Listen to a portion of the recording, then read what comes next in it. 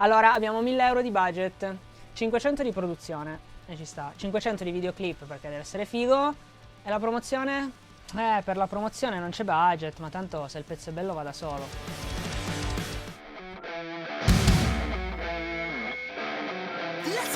Ciao ragazzi, musicisti, imprenditori musicali, produttori, chi più ne ha più ne metta. Benvenuti a un nuovo video nel canale. Io fin qua ho finito, ho fatto il mio. Ciao, alla prossima. Oggi andiamo a trattare di un tema che secondo me è molto importante, ma estremamente sottovalutato da tutte le band indipendenti. Ed è quello del budgeting di un progetto musicale. E voi mi direte, ma non sono mica un broker. Tra l'altro in questo periodo va molto parlare su YouTube di budgeting, investimenti, eccetera. Bitcoin. Esatto, Bitcoin, eccetera. Prendiamo tutte quelle idee di investimento e le portiamo all'interno del nostro progetto musicale. Perché per me il progetto musicale non è niente di diverso rispetto a un progetto imprenditoriale sotto tutti i punti di vista. Quindi ci sarà un investimento iniziale e si spera arrivi poi un guadagno. Quando parlo di guadagno non parlo esclusivamente di quello economico, ma ci sono tantissime sfaccettature. La prima che mi viene in mente è l'aumentare della notorietà della band, quindi la crescita della fanbase, che automaticamente può aprire tantissime strade. Esempio, interessare a un'etichetta più grossa che si interessa automaticamente al progetto e quindi avere la possibilità magari di suonare con band più importanti, aprire dei festival, collaborazioni con brand e tutta una serie di progetti laterali che fanno parte del guadagno di una band. Per questo è veramente importante, secondo me, capire come investire i primi soldi, perché so bene che i primi soldi sono magari i primi risparmi che duramente avete messo da parte e che vanno poi a formare quella che è la benzina del vostro progetto musicale. Ed è per questo motivo che voglio fare in modo che questa macchina non si fermi al primo autogrill a secco, diciamo. Ci sono 3 ambiti dove penso sia necessario investire il proprio budget. Il primo è la produzione, il secondo è il videoclip e il terzo è la promozione, molto sottovalutata secondo me. È vero, alcuni dicono ok, ho il pezzo forte, il singolo, ma il problema è che se ve lo suonate in casa non arriverà mai alla gente. Magari sì, c'è vostro fratello, vostra sorella che dice che figo, ma al mondo esterno non arriverà. Per quanto riguarda la produzione è abbastanza semplice. La qualità della vostra canzone audio, quindi la qualità proprio di registrazione, è diventata oggigiorno molto più importante rispetto a quanto era in passato. In passato, se vi ricordate, si inviava la demo alle case discografiche. Non esiste più questa cosa. Anche volendo inviare qualcosa alla casa discografica, c'è bisogno che suoni già bene, che spacchi essenzialmente. Ormai siamo culturalmente, sociologicamente, adesso siamo abituati a ascoltare musica sempre di grandissima qualità. Su Spotify, in radio, su YouTube. Anche se non siamo dei tecnici, ci accorgiamo quando qualcosa è stonato, quando la produzione, il mixaggio non è fatto bene, non è curato e dà idea di non professionalità. A meno che non facciate punk, rock, garage, allora in quel caso va benissimo tenerla così. Infatti la nostra occasione con i Melody, con la nostra prima etichetta discografica, è arrivata proprio perché il nostro primo disco suonava già bene. Ci avevamo investito e loro l'hanno capito. È rarissimo ormai oggigiorno trovare un'etichetta che metta dei soldi su un artista completamente sconosciuto, a meno che non suoni già molto molto figo, molto molto professionale e praticamente non debba fare niente. Che poi non vuol dire che quella versione lì che avete registrato voi con i vostri soldi, quindi investendo voi nella produzione, rimarrà quella per forza nel disco. Magari l'etichetta dice molto figa, mi piace quello che avete fatto voi, però ci reinvesto io e ne facciamo una versione ancora migliore. Però il fatto che ci sia stato del lavoro dietro e che l'etichetta lo veda sicuramente vi darà un qualcosa in più rispetto a una produzione di basso livello. Infatti con i Melody funziona così, i primi 4 album vennero prodotti interamente dall'etichetta discografica. Mi ricordo che ero strabiliato da questa possibilità, perché iniziavo a entrare nel mondo del business musicale.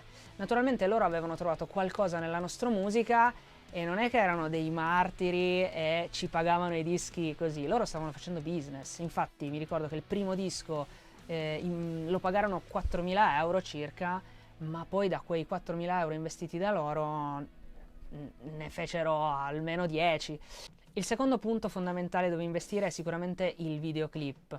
Questo perché associare un'immagine, soprattutto se sei una band all'inizio, alla tua canzone è ancora incredibilmente forte e importante nella fase di promozione. Iscrivetevi al canale, tra l'altro, se volete, se vi interessano queste cose musicali, di music business, investimenti musicali, eccetera. Grazie. Chi ascolta il tuo brano e automaticamente vede il video è molto più propenso a seguire la band rispetto anche solo a ascoltare un link di Spotify. Immaginatevi di dover leggere questo video sotto forma di articolo di giornale al posto di vederlo. Sareste molto meno presi dall'argomento, nonostante l'argomento fosse magari una roba che vi interessa tanto. Avreste più difficoltà a seguirlo, a capire, magari a cogliere opportunità o idee poi da mettere nel vostro progetto. Anche qui la qualità video, naturalmente, più si alza l'asticella e meglio è per la vostra promozione, anche se per il video è un po' diverso che per l'audio, perché ci sono state possibilità infinite. Ci sono stati molti casi di videoclip girati con budget vicinissimo allo zero, ma con idee fantastiche dietro che poi sono risultati videoclip di successo. Perché un video di qualità non vuol dire solo tecnicamente bello, ma deve saper rispecchiare la band dal punto di vista emotivo e dal punto di vista del messaggio che vuole dare. Io credo che con la musica si possa innovare molto meno, mentre col videoclip tu abbia la possibilità di avere quell'idea geniale che anche realizzata con pochissimo budget può veramente fare la differenza. Per esempio io adesso Luca non lo sto pagando per montarmi video, no? Però verrà fighissimo lo stesso. Vero è che non è necessario per forza avere una qualità di video altissima per tutti i singoli o addirittura fare il video di tutti i singoli. Anche perché se alziamo l'asticella sia di produzione che di video incomincia a diventare un po' oneroso. Per questo è fondamentale parlare di promozione. Mi sono accorto che alcune band hanno pianificato la produzione, quindi hanno il singolo che suona a spacca, hanno pianificato il video, ma poi si limitano a postare sui social il loro singolo e questo arriva solo esclusivamente ai loro amici. No, naturalmente è necessario fare in modo che più gente possibile ascolti la propria musica. Un errore che vedo spesso è in fase di progettuazione del budgeting non c'è assolutamente la promozione. Quindi magari si ha 1.000 euro di budget per un singolo e la promozione non viene calcolata. Cambiamo totalmente il mindset riguardo a questa cosa. Io considero la promozione come quasi più importante delle altre due. Potenzialmente tu potresti avere un audio molto brutto, un video fatto homemade, ma avere un'idea comunicativa e una canzone che arriva e tramite la promozione farla arrivare a talmente tante persone che si può trasformare in un successo. Naturalmente la promozione è un ambito enorme e se volete approfondirlo ho fatto un video a parte qua sopra nelle schede. Se non lo vedete vuol dire che non l'ho ancora fatto e lo dovrò linkare, ma prima o poi sarà linkato. Ci sono un sacco di tipi di promozioni diverse, dagli ADV di Facebook, la pubblicità su Instagram, LinkedIn, insomma tantissimi ambiti. L'ufficio stampa che secondo me sta diventando sempre più importante, alcune agenzie che prendono interamente il vostro budget di promozione e decidono loro, essendo esperte naturalmente non a caso, come utilizzarlo al meglio. Insomma tutte queste cose in quel video lì che sarà linkato prima o poi, però sono sicuro che già cambiando il vostro mindset nella fase di budgeting da spendo di più per produzione e video a tengo molto più budget per la promozione rispetto agli altri due, cambierà l'esito della vostra carriera musicale. Ok, facciamo un esempio pratico. Voi e la vostra band, 4 componenti, vi svuotate le tasche e dite ok, quanti soldi possiamo spendere per il primo singolo? Mettiamo 400 euro a testa. Bene, 500 euro per la produzione perché vogliamo che suoni bene, che spacchi. 500 euro per il video perché vogliamo farlo figo con gli elicotteri che volano intorno alla Mona Antonelliana.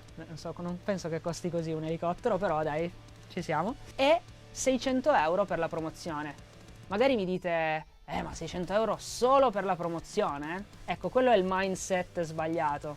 600 euro per la promozione più rispetto a produzione video è secondo me il minimo per poter valorizzare la produzione e il video, per il discorso che se poi il pezzo che suona figo, il video è girato con l'elicottero sulla mole, con voi che vi buttate col paracadute e il videomaker che vi riprende, ti vedo bene a essere ripreso, se poi non lo vede nessuno non funziona.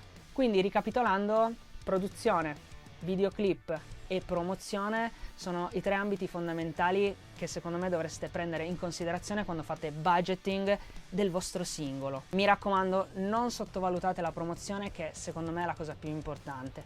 Lasciate un like, scrivetemi nei commenti cosa ne pensate e iscrivetevi al canale. Ciao!